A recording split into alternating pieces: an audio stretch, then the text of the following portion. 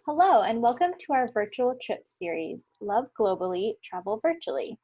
I'm Amy, and I'm here today with Angie and Kelly, and we are traveling to the location of our longest running mission trip, Romania. We're so excited to have you join us. Romania is one of the most beautiful countries in Europe, yet it's home to some of the poorest people. At one point, Romania even had the largest orphanage in Europe, about 600 children. Our Romania mission trip has a very deep history with Hope for Kids. Some of Tom's original translators are now our ministry partners, and you'll get to meet them in this video. We even stay in the same hotel we used to stay in during the Soviet era. Let's take a moment to hear more about our history in Romania from our founder, Tom Egham. Hey everybody. I wanted to tell you a couple stories about Romania. We're unable to go to Romania this year because of COVID-19 and we're going to do a virtual event, and I just want to tell a couple highlights from my history there, which goes way back to the 70s when we were smuggling Bibles and meeting pastors in the underground and hearing these incredible stories. I was there right after Ceausescu had fallen. The country was paralyzed. There was uh, um, difficult to find any food, and we came in to talk about reaching youth because now, for the first time in 70 years, uh, it was legal for young people to go to church, and well, just a real privilege to be there during that incredible time, and then to re-meet some of the pastors that I had met when we delivered Bibles to them in the 70s. And I remember one pastor said, "Oh, I know your face, but now your eyes are old." But what a great experience there over the years.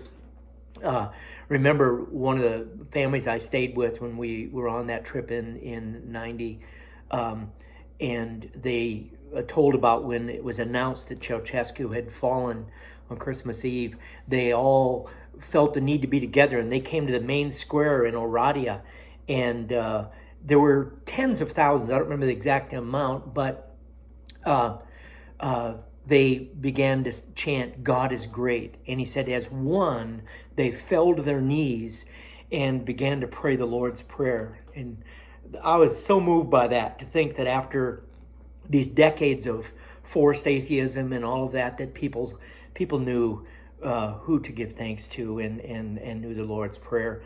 Once it opened up, then we began to focus on the orphanages. Found was well documented that the orphanage were there was a lot of abuse in the orphanages, and I think 2020 did a thing, and they showed kids in cages and different things, and so we responded and began to go into the orphanages and bring medicine and bring clothes and shoes and whatever we could. Began to fix up the orphanages just to bring some dignity, and we in Cluj we all actually helped set up a medical clinic, like a little hospital there, and it was an incredible time to respond. Kids were very needy, and there had been so much abuse, and then as Romania began to join the EU, then they dissolved those orphanages, and now they're not to be found. They're in smaller homes, and orphans are cared for in a whole different way. But when we were setting up this hospital, a couple of our nurses from California were uh, befriended a girl in the hotel, and it was a gypsy girl, and her name was Maria, and sang. She heard them singing in their room with a guitar, and came in, and they witnessed to her about the love of Christ. And she said, "Well, Christians hate me because I'm a prostitute," and they shared God's unconditional love and mercy to her. And next day brought her to the clinic that we were setting up, and we had made sure that this clinic was for everybody. And the director came to me, and after an hour or so that morning, and said, "This girl you brought, you have to make her leave." And I said, "Why?" And trembling, he said, "She's a gypsy." There was such deep prejudice toward the gypsies, and we were crushed. We said, "But we're witnessing to her. We're showing her the love of God." And anyway, got in a big fight. We had to tell Maria that the director wanted her to leave. It broke our hearts. We prayed together and said, this is not who we are. We want to be inclusive to everybody. We want to show God's love, and it really broke our heart. A number of days later, this director and his wife came to me and said, "We can't sleep at night. We've been thinking about Maria." And my inside, I'm going, good. I'm glad you can't sleep. And they apologized and said they were wrong. And, fast forward about 5 years later, I was in the city of Cluj where we'd set up that clinic. And I was just out looking for a pizza place for our teams to eat at. And I felt a tap on my shoulder. And it was the director, former director. To make a long story short, I said, "What are you doing nowadays?" And he said, "Oh, we learned a great lesson. Now we have a ministry to the gypsies." And it really moved my heart to know that kind of prejudice was dissipating in him, and that he had now found a deep love. Then in coming years, I partnered up with an organization, and we did huge week-long youth leadership conferences, and it was so fun to see these kids that were hearing about Christ for the first time. We actually had, I think, the last couple of years, about 3,000 youth leaders there, and it was really a highlight for me. And it was through that I met a lot of great translators, and here we are in 2020. Some of those translators are now our partners over there working, and our focus now, because the orphanages are closed, is directed toward the Roma, or the Gypsy. And there's still a lot of prejudice toward them. And we're trying to give them opportunity through sponsorship and feeding programs and education and all of that in their villages, and have done construction projects trying to bring dignity to them. And it's really an exciting time. And I would encourage any of you that have not traveled to Romania with us to think about going in 2021, because it's an amazing place. They're beautiful people. I've seen transformation of that country in so many ways, and well, there's dozens and dozens and dozens of stories. So I want to keep this short. But anyway, it's a real honor to do ministry in Romania. We really love the people of Romania, and the Roma have embraced us, and we've embraced them. And we've got great days ahead there. So thank you for partnering with us in that. God bless. Well, Romania, like Tom and Amy have mentioned, is just one of our favorite, most beautiful countries in Europe. The country is filled with these rolling green hills, flanked with sunflower fields, blackberry patches, but yet there is a huge disparity between the haves and the have-nots. There's actually a lot of prejudice towards the gypsies, or the Roma, that live in Romania. While there are street gypsies that you encounter in large cities, there's actually very rich gypsies that live in big, huge houses. But the gypsies that we reach out to and we support are the peasant farmer gypsies. And oftentimes, these peasant farmer gypsies live in isolated communities, very far from any sort of city services. And gypsies oftentimes are denied important health care. They're not even allowed to go to school, or they're not able to obtain provisions from storekeepers, or even some of the kids aren't even able to get something simple as like an ice cream cone without being thrown out of a store. They have rights, but oftentimes they're not educated to know their rights. They can be denied every aspect of society except for God's love. Through some amazing ministry partners on the ground, many of whom were Tom's translators in the early years, they have devoted their life to not only improve the standards of the living conditions for the Roma, but they pour out for them the love of Jesus that he has for each one of those gypsy kids.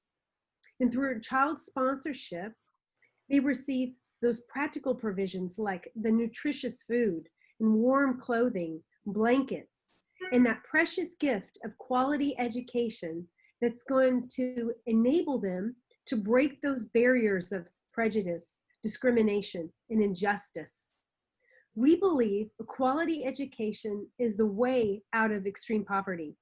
It's something nobody can take away from you.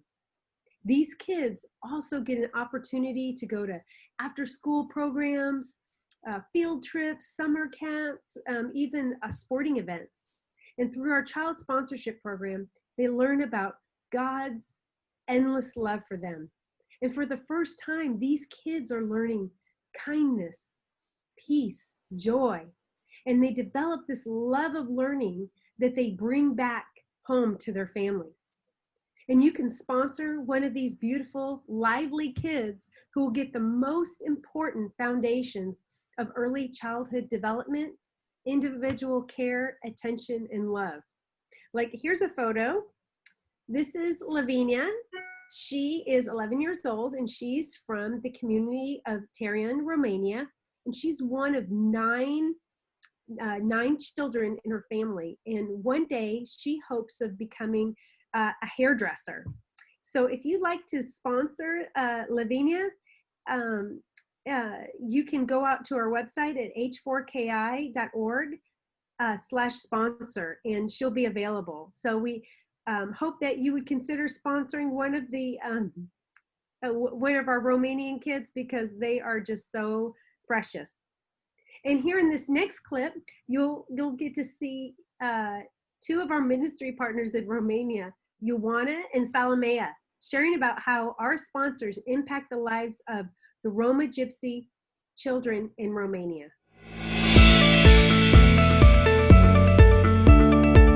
Hi, welcome to Romania. My name is Salamea and I'm an assistant manager at Caleb Foundation. Caleb Foundation is in Romania, in a city called Oradea. And if you don't know exactly where Romania is on the map, is in Europe. It's in Eastern Europe. It's a poor country, and unfortunately, not a lot of people have the privilege of having a job. And same is happening with Roma people. We also call them Gypsy people.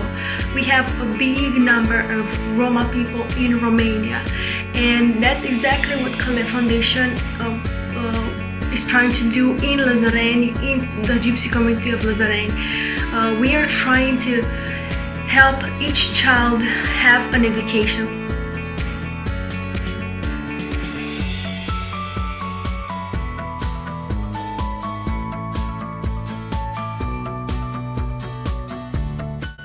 Our dear ones, I feel much honored to be able to say a few words about the blessing and lasting collaboration with H4KI International. Looking back, now I can say with all my heart that without you, we would not have been able to do the work started then and developed so beautifully over the years. The families that I started working with were lacking in the most basic things a family needs, and perhaps the greatest need was the need of education. Thank you so much for your support. Those who have been involved in these two villages, Tarian and Keresi, from the beginning can see now the positive change that has been take place in this community. God bless you all, and we invite you to visit us in Romania. Hi, everybody. When you get to come on a Hope for Kids mission trip, you get the opportunity to do projects in the different communities where we work.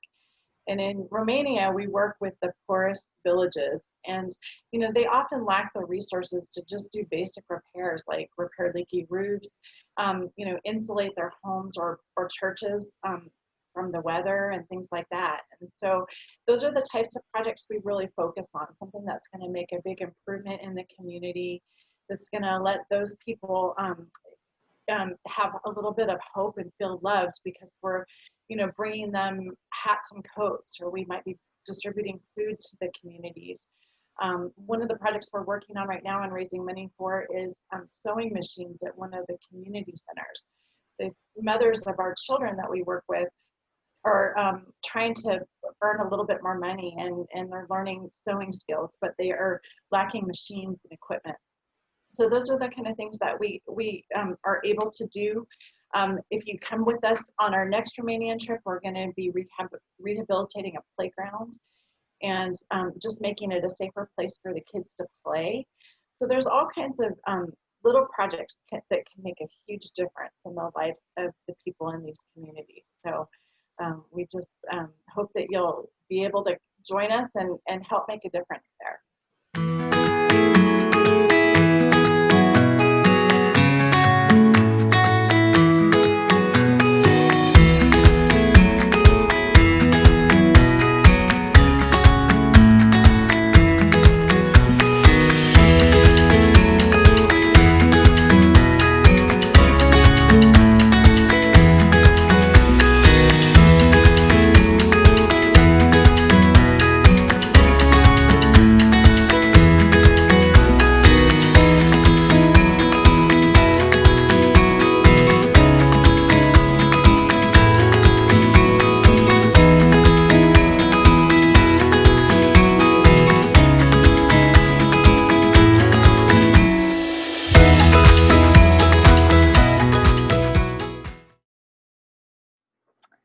Awesome. Well, in this next clip, you'll get to hear from our final ministry partners, George and Alina. They were Tom's translators back in the day. And at Hope for Kids, we work with Roma or Gypsy children in 3 different villages. And you already heard from Ioana in Tarian and Karasig, and now you'll hear from George and Alina who work in Mazarini. Our amazing ministry partners that you're meeting through this virtual trip are just a few of the great people that you get to meet and serve alongside if you travel there with us one day. Hello, Hope for Kids. This is Alina. And George. We are with Caleb Foundation in Romania, Lăzăreni, and we are very happy to tell you a little bit about what we are doing here. To give you a brief history of the place and the Gypsy community and our work here, we've been involved in this, what it is now, a wonderful place for 21 years, and it was not so wonderful back then because of the poverty level and the lack of hope, lack of education, lack of material possessions, lack of everything really. Our work here is very important because it brings an education, it provides education for the kids that otherwise would not be educated. Probably many of you know that the Roma population, or Gypsy as we know them, are not welcomed in the public school, or if they are there, they are not necessarily helped, and that's why with our programs, the kindergarten and the after-school programs, we are providing an education for these kids, and we are helping them build a better future for them and their families. Along with the programs that address their social needs as well as education, we like to and have also created jobs and train people in order for them to be able to get a regular job and have a steady income, which is not something they've been accustomed to. It's not something they grew up with. It's very new and very foreign, thus very difficult to implement. But nonetheless, we're not giving up, and slowly but surely a lot of the men have steady jobs and steady income, which you can actually see within the outlook of the family and the way they perceive the future and the hope that they've never had before. We are very privileged to partner with you guys, and we would love to have you come and visit us, come on a mission trip with Hope for Kids International. They are an amazing organization that go in many places around the world. One of them is Romania, and we would love to host you here and see your life transformed, because not only you give, but you are given back, because whenever you give something to the poor, it's like giving it to the Lord. So we would like to partner with you that way. I hope that our short and brief video has made you interested and hopefully stirred enough of a desire for you to come over and see for yourself. Thank you so much. Blessing to you. So thank you guys all so much for joining us today. We would love to have you serve with us in Romania, just like you heard from all of our partners. We do plan to return to Romania next year in 2021. The trip will be May 4th through 13th in the spring. And we always do an excursion day in Budapest. So that's a great opportunity to see a little bit of Hungary and one of the most beautiful cities in the world. And next year, we'll also be offering an additional kind of optional add-on excursion to Israel, where you'll get to tour many of the locations that you've read about in the Bible. You can check out our website at h4ki.org/trips to see trip dates, to get in touch with us to ask any questions that you have about the trip, or you can also look around the website and sponsor a child like Lavinia. And so we'll leave you with a few of the sites that you will experience on a Romania trip. Bye, everybody. Ciao.